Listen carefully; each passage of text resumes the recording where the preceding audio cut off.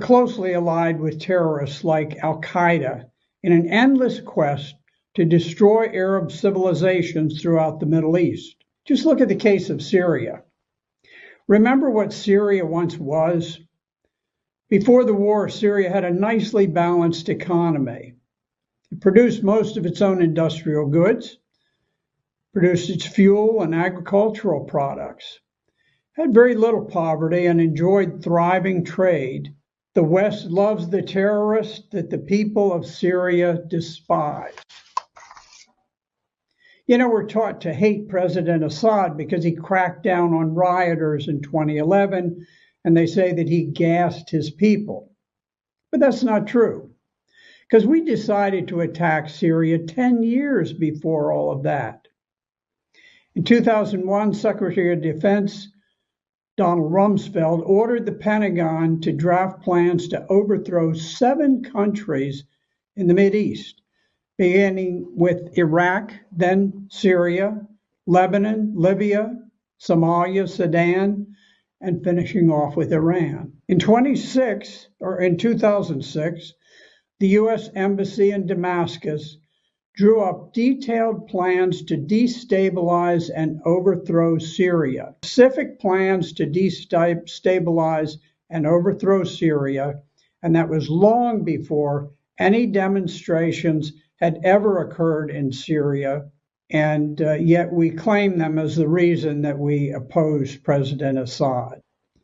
In 2011, also during the Arab Spring, the highly secretive Central Intelligence Agency Special Activities Center sent paramilitary teams into the sovereign territory of Syria to identify, train, equip, and lead terrorists to overthrow the Syrian government.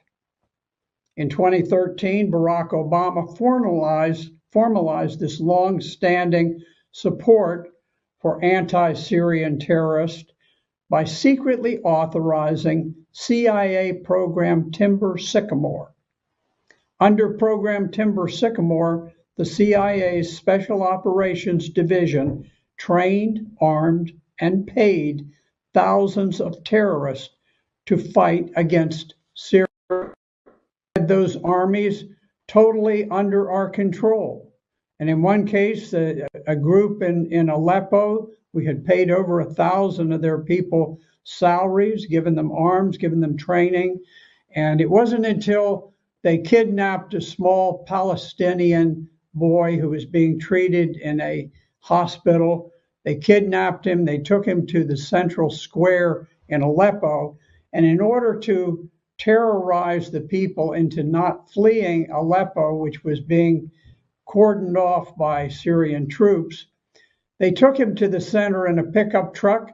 They grabbed the little boy by the hair. They took a knife and they slashed his head off. And then they paraded it. They held it up and waved it in front of the crowd as a warning. Don't escape from Aleppo.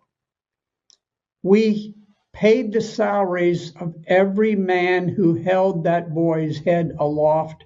We gave them their weapons. We gave them their truck. We gave them everything that they needed.